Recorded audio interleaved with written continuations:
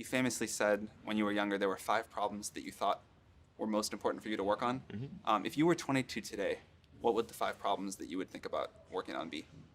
Well, first of all, I think if somebody is doing something that is useful to the rest of society, I think that's a good thing. Like, it doesn't have to change the world. Like, you know, if you're doing something that has high value to people, and frankly, even if it's something, if it's like just a little game, or, you know, some improvement in photo sharing or something, if it has a small amount of good for a large number of people, I mean, I think that's fine. Like, stuff doesn't need to be changed the world just to be good. But you know, in terms of things that I think are most likely to affect the future of humanity, I think AI is probably the single biggest item in the near term that's likely to affect humanity. So it's very important that we have the advent of AI in a good way. That is something that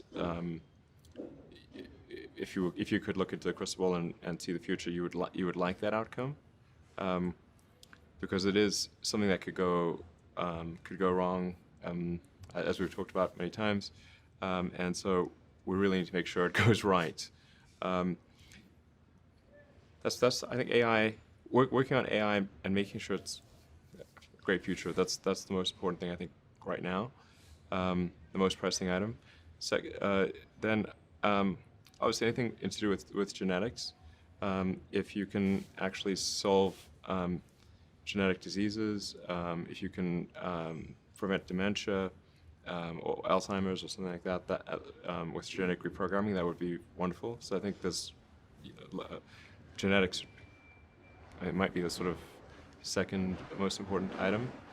I think having a high bandwidth interface to the brain, like we're currently bandwidth limited. We have a digital tertiary self in the form of our email capabilities, like computers, phones, applications.